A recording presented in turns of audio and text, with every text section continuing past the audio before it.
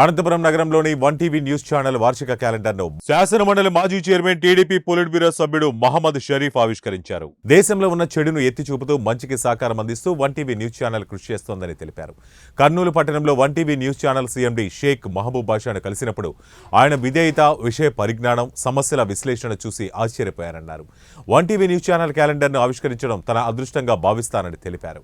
టీవీ1 news channel సంబంధించిన calendar ఆవిష్కరణ నా చేతుల మీద చేయించినందుకు చాలా ఆనందంగా ఉంది.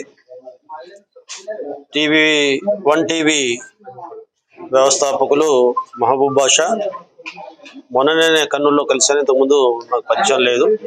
చాలా డైనమిక్ పర్సను, చాలా విషయ పరిజ్ఞానం కలిగిన వ్యక్తి, స్నేహశీలి.